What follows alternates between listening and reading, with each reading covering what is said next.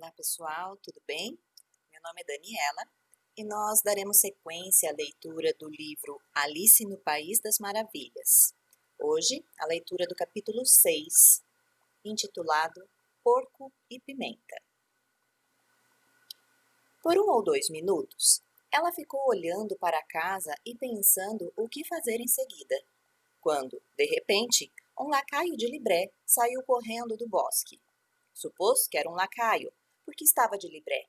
Não fosse por isso, a julgar apenas pelo rosto, teria dito que era um peixe. E bateu na porta ruidosamente com os nós dos dedos. A porta foi aberta por um outro lacaio de libré, de rosto redondo e olhos grandes como um sapo. E os 2 lacaios, Alice notou, tinham cabeleiras encaracoladas e empoadas à volta de toda a cabeça. Sentiu muita curiosidade de saber o que era aquilo e furtivamente saiu um pouquinho do bosque para ouvir. O lacaio peixe começou por tirar de debaixo do braço uma grande carta, quase do tamanho dele, que entregou para o outro, dizendo com solenidade: para a duquesa, um convite da rainha para jogar croquet.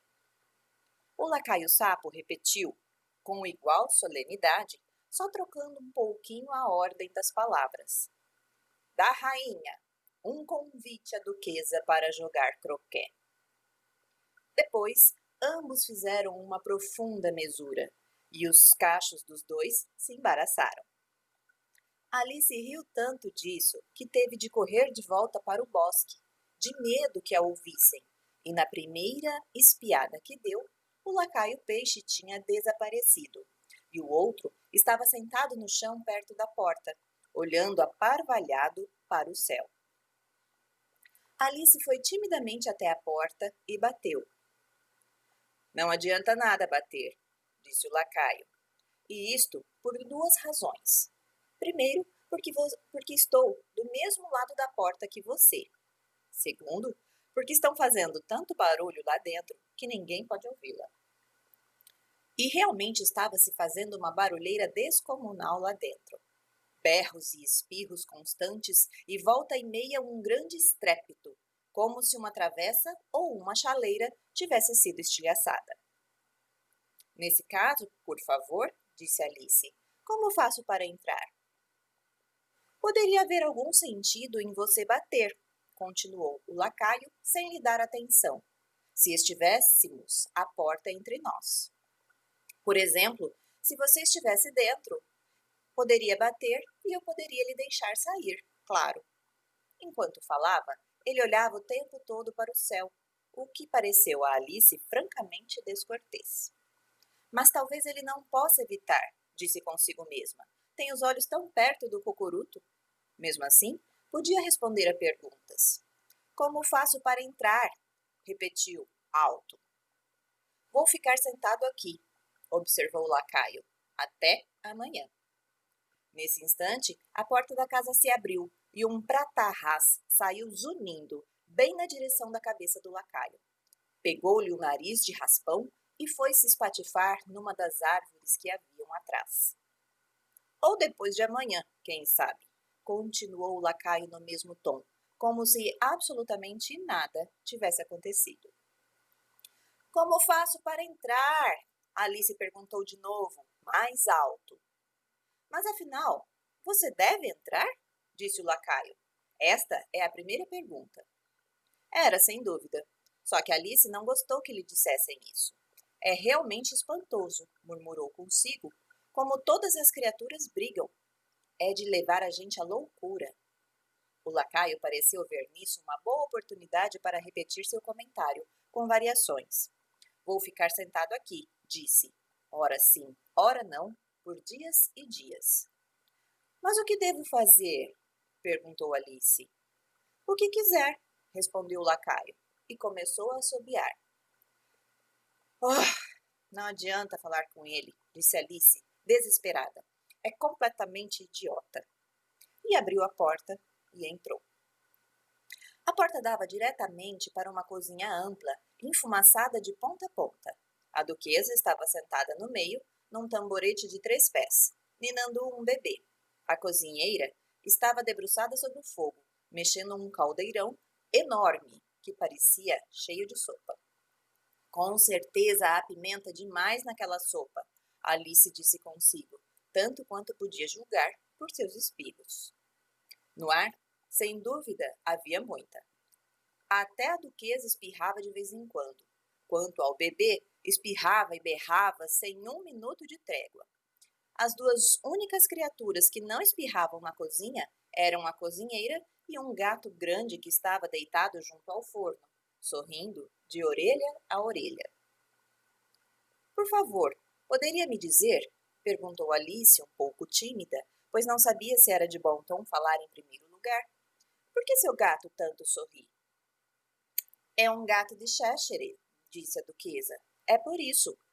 Porco! Disse a última palavra com tão súbita violência que Alice deu um pulo. Mas, num instante, viu que era dirigida ao bebê, não a si. Diante disso, tomou coragem e continuou. Não sabia que os gatos de Cheshire sempre sorriem. Na verdade, não sabia que gatos podiam sorrir. Todos podem, disse a duquesa, e a maioria o faz. Não conheço nenhum que sorria, declarou Alice com muita polidez, sentindo-se muito contente por ter entabulado uma conversa. Você não sabe grande coisa, observou a duquesa, e isso é um fato. Alice não gostou nada do tom dessa observação e pensou que seria melhor introduzir algum outro assunto. Enquanto tentava escolher um, a cozinheira tirou o caldeirão de sopa do fogo e se pôs imediatamente a atirar tudo o que estava ao seu alcance na duquesa e no bebê. Primeiro foram os atiçadores, depois uma chuva de caçarolas travessas e pratos. A duquesa não tomava conhecimento deles, nem quando atingiam. O bebê já estava berrando tanto que era quase impossível dizer se os golpes o machucavam ou não. Oh, por favor, veja o que está fazendo, gritou Alice, levantando-se de um salto, aterrorizada. Oh, lá se vai o mimoso narizinho dele, pois uma enorme caçarola passou rente e quase o arrancou fora. Se cada um cuidasse da própria vida, disse a duquesa num resmungo rouco, o mundo giraria bem mais depressa. O que não seria uma vantagem, emendou Alice, muito satisfeita por ter uma oportunidade de exibir um pouco da sua sabedoria. Pense só no que seria feito do dia e da noite. Veja, a Terra leva 24 horas para completar sua revolução. Por falar em revolução, disse a duquesa, cortem-lhe a cabeça. Bastante aflita, Alice deu uma olhada de soslaio para a cozinheira, para ver se ela ia aproveitar a deixa, mas estava ocupada mexendo a sopa e parecia não ter ouvido. Assim, recomeçou. 24 horas, eu acho. Ou serão 12? Ora, não me aborreça, disse a duquesa. Nunca pude suportar números. E com isso começou a acalentar o filho de novo, enquanto cantava uma espécie de cantiga de ninar, dando-lhe fortes sacudidas ao fim de cada verso. Fale grosso com seu bebezinho e espanque-o quando espirrar, porque ele é bem malandrinho, só o faz para azucrinar. Com a participação da cozinheira e do bebê. Oba, oba, oba. Enquanto cantava a segunda estrofe da canção, a duquesa jogava o bebê bruscamente para cima e para baixo, e a pobre criaturinha berrava tanto que Alice mal conseguiu ouvir as palavras. Falo bravo com meu garoto, bato nele quando espirra, pois só assim toma gosto por pimenta e não faz birra. Oba, oba, oba. Tome, pode niná-lo um pouquinho se quiser, disse a duquesa a Alice, jogando-lhe o bebê. Preciso me aprontar para jogar croquet com a rainha. E se retirou apressada. Quando saía, a cozinheira lhe atirou uma frigideira, mas errou a pontaria. Alice agarrou o bebê com certa dificuldade, pois a criaturinha tinha uma forma estranha, com braços e pernas esticados em todas as direções. Igualzinho a uma estrela do mar, pensou Alice. O pobrezinho bufava como uma locomotiva quando ela o pegou, dobrando-se e se esticando sem parar, de tal modo que, com 1 ou 2 minutos, tudo o que ela conseguiu fazer foi segurá-lo. Assim que descobriu a maneira adequada de acalentá-lo, que era torcê-lo numa espécie de nó, depois de agarrar firme sua orelha direita e o pé esquerdo, evitando assim que se desatasse, ela o levou para o ar livre. Se eu não levar esta criança comigo, pensou Alice, com certeza vão matá-la qualquer dia desses. Não seria um assassinato deixá-la para trás? Diz essas últimas palavras em voz alta, e a criaturinha grunhiu em resposta. A essa altura, parara de espirrar. Pare de grunhir, disse Alice. Não é em absoluto uma maneira apropriada de se expressar. O bebê grunhiu de novo, e Alice, muito inquieta, examinou seu rosto para ver o que havia de errado com ele. Não havia a menor dúvida de que tinha um nariz muito arrebitado. Além disso, os olhos eram um tanto miúdos para um bebê. No todo, Alice não gostou da aparência da criatura. Mas talvez ele estivesse só soluçando, pensou, e olhou de novo os olhos dele para ver se havia lágrimas. Não, não havia lágrimas. Se você vai virar um porco, meu querido, disse Alice seriamente, não vou mais querer saber de você. Preste atenção. O coitadinho soluçou de novo. Ou grunhiu, era impossível distinguir. E os dois ficaram em silêncio por algum tempo. Alice estava começando a pensar. E agora? O que vou fazer com essa criatura quando for para casa? Quando ele grunhiu de novo com tanta fúria que ela olhou para o seu rosto um tanto alarmada. Dessa vez não havia engano possível. Era nem mais nem menos que um porco. E lhe pareceu que seria totalmente absurdo continuar carregando-o. Assim, colocou a criaturinha no chão e se sentiu muito aliviada ao vê-la caminhar calmamente para o bosque. Se tivesse crescido, disse ela para si mesma, teria sido uma criança horrorosa. Mas como é porco, é bem jeitosinho, eu acho. E começou a pensar sobre outras crianças que conhecia que ficariam muito bem como porcos. E bem na hora em que estava pensando, se ao menos alguém soubesse a maneira correta de transformá-las, teve um ligeiro sobressalto ao ver o gato de Cheshire sentado no galho de uma árvore a alguns metros de distância. Ao ver Alice, o gato só sorriu. Parecia amigável, ela pensou. Ainda assim, tinha umas garras muito longas e um número enorme de dentes, de modo que achou que devia tratá-lo com respeito. Bichano de Cheshire, começou muito tímida, pois não estava nada certa de que esse nome iria agradá-lo. Mas ele só abriu um pouco mais o sorriso. Bom, até agora ele está satisfeito, pensou e continuou. Poderia me dizer, por favor, que caminho devo tomar para ir embora daqui? Depende bastante de para onde quer ir, respondeu o gato. Não me importa muito para onde, disse Alice. Então, não importa que caminho tome, disse o gato. Contanto que eu chegue a algum lugar, Alice acrescentou à guisa de explicação. Oh, isso você certamente vai conseguir, afirmou o gato, desde que ande bastante. Como isso lhe pareceu irrefutável, Alice tentou uma outra pergunta. Que espécie de gente vive por aqui? Naquela direção, explicou o gato, acenando com a pata direita, vive um chapeleiro, e naquela direção, acenando com a outra pata, vive uma lebre de março. Visite qual deles quiser, os dois são loucos. Mas não quero me meter com gente louca, Alice observou. Oh, é inevitável, disse o gato. Somos todos loucos por aqui. Eu sou louco, você é louca.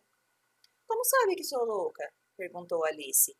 Só pode ser, respondeu o gato, ou não teria vindo parar aqui. Alice não achava que isso provasse coisa alguma. Apesar disso, continuou. E como sabe você que é louco?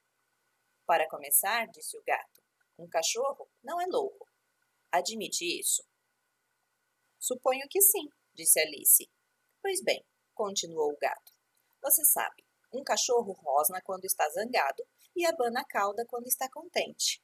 Ora, eu rosno quando estou contente e abano a cauda quando estou zangado. Portanto, sou louco.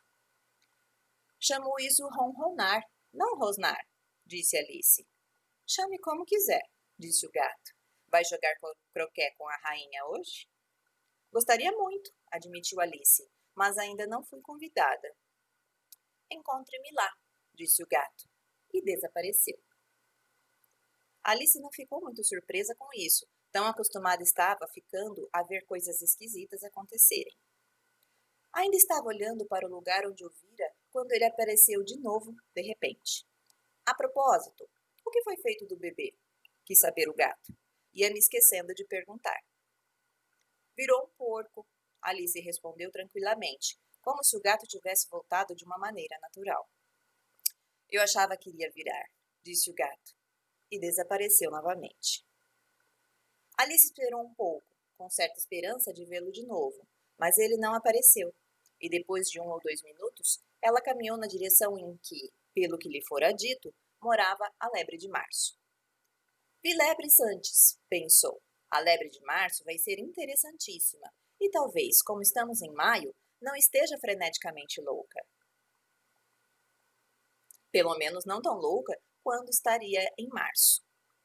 Enquanto assim pensava, ergueu os olhos, e lá estava o gato de novo, sentado no galho de uma árvore. Você disse porco ou corpo?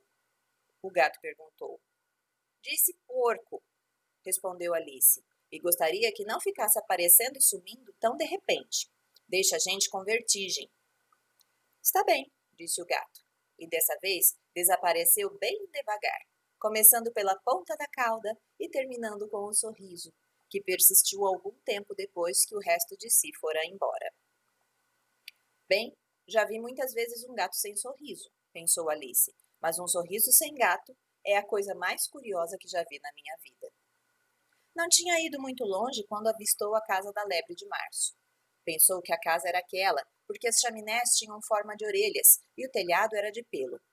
Era uma casa tão grande que não quis chegar mais perto antes de lambiscar mais um pouquinho do pedaço de cogumelo da mão esquerda e crescer até uns 60 centímetros de altura. Mesmo assim, avançou bastante timidamente, dizendo para si mesma: e se no final das contas ela estiver freneticamente louca? Chego quase a desejar ter ido visitar o chapeleiro. Bom, pessoal, este foi o 6º capítulo do livro Alice no País das Maravilhas. Espero que vocês tenham curtido. Esse capítulo é muito especial para mim, porque quando eu li a primeira vez este livro, há vários anos atrás, esse diálogo dos dois, da Alice com o gato, ficou muito forte na minha memória. Porque quando a gente entra na adolescência, a gente pensa muitas questões. E foi justamente o período em que eu li esse livro. E quando eu vi o gato respondendo para ela que, dependendo de onde ela ia, tanto fazia o caminho que ela tomasse, pois se ela não sabia para onde ia, qualquer caminho servia, eu refleti muito tempo sobre isso. Esse é um livro que traz muitas reflexões para a gente, se a gente lê com um olhar mais profundo. E essa reflexão foi uma das que eu trouxe para a minha vida. Eu gostaria de propor a mesma reflexão para vocês. Para escolher o caminho que a gente vai seguir, a gente tem que saber onde quer chegar. E não tem nenhum problema, no meio do trajeto a gente escolheu uma nova rota. Ok, mas é importante a gente ter um destino. Então, antes de começar uma caminhada, uma nova jornada, uma nova empreitada, vamos pensar onde nós queremos chegar, porque aí nós vamos com certeza encontrar o caminho melhor. Muito obrigada, pessoal, pela presença de vocês. Curtam o vídeo, compartilhem aí, vamos divulgar, vamos ajudar a fazer o canal crescer e logo tem mais novidade. Grande beijo para vocês. Até mais.